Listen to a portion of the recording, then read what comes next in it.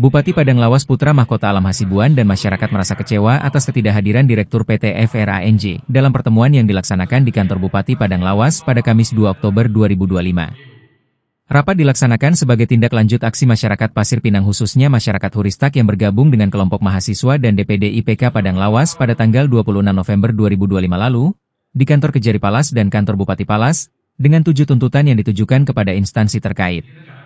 Atensi Bupati Padang Lawas atas aksi masyarakat itu dengan membentuk tim monitoring yang terdiri dari asisten 2 dan 7 OPD di lingkup Pemka Padang Lawas, diantaranya Dinas Ketenagakerjaan, Dinas Perkebunan dan Peternakan, Dinas Lingkungan Hidup untuk melakukan sidak khusus ke kantor perusahaan PT FRANJ Binanga pada hari Selasa 30 November 2025. Dalam pertemuan itu, tim monitoring telah menekankan kepada pihak perusahaan untuk merespon tuntutan masyarakat Desa Pasir Pinang, dan sekaligus memberikan undangan Bupati Palas untuk melakukan musyawarah antara pihak perusahaan dan masyarakat pada Kamis 2 Oktober 2025. Namun saat musyawarah pimpinan PT FRANJ yang berkompeten tidak hadir yaitu Direktur Ciliandra Fangiono. Kenyataan ini membuat tim monitoring dan masyarakat kecewa, sebab dari pihak perusahaan diwakili Syahid Rudiono selaku General Manager dan Yudi Hermana selaku Humas Bidang CSR. Sementara di pihak masyarakat hadir Sekjen IPK Sumut, Ketua DPD IPK Palas, Sekretaris dan jajaran kepengurusan, Kepala Desa Pasir Pinang, Hato Bangon dan tokoh pemuda. Sedangkan dari Pemka Padang Lawas hadir Asisten 2, Kadis Perkebunan, Kadis Lingkungan Hidup, Kadis Ketenagakerjaan dan unsur lainnya. Usai musyawarah yang dilaksanakan di Aula Kantor Bupati Padang Lawas, Ketua DPD IPK Padang Lawas Abdul Karim Daulay pada media mengatakan, pihaknya sangat kecewa atas ketidakhadiran pimpinan PT FRANJ dalam pertemuan tersebut.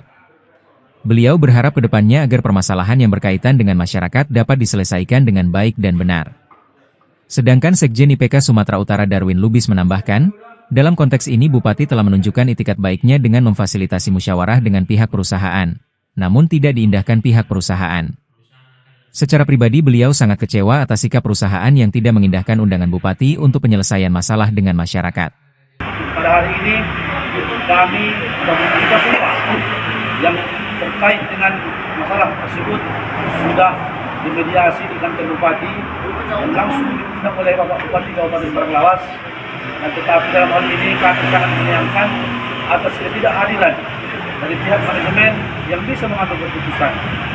Jadi ke depan harapan kami supaya di mediasi berikutnya ada difasilitasi dan juga ada kepastian untuk tuntutan dari masyarakat khususnya Desa Pasir Pinang punya desa-desa yang ada di Kecamatan Huristak Kabupaten Padang Lawas. Saya secara pribadi dan dari segi undangan Pak Bupati sangat merasa kecewa, di mana Bupati telah menunjukkan itikat baiknya menahan, mengkondisikan masyarakatnya untuk tidak melakukan hal-hal yang tidak menimbulkan kerugian, yaitu menduduki lokasi lahan di mana lahan bermasalah tersebut.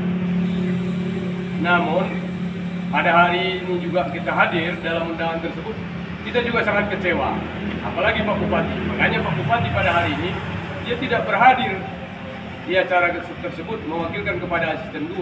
Sebab apa? Beliau saja mengundang perusahaan yang bisa mengambil keputusan, namun perusahaan tidak mengindahkannya. Nah, kita pun sebenarnya bisa mengangkat ini untuk di RDP-kan ke Provinsi Sumatera Utara. Namun, kita sangat percaya kepada Pak Bupati beserta jajarannya untuk bisa menyelesaikan hal permasalahan Desa Pasir Pinang, khususnya Kecamatan Huristak, desa-desa sekitar. Dulu karena itu dalam hal permasalahan antara Desa Pasir Pinang dan Kecamatan Huristak, kedepannya dapat diselesaikan.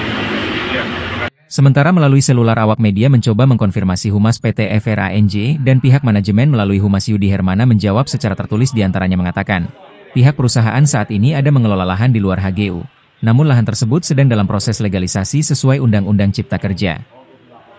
Mengenai pajak, beliau mengatakan bahwa pihak manajemen perusahaan telah memenuhi seluruh kewajiban perpajakan, namun terkait isu pajak pihaknya akan menelusuri lebih lanjut.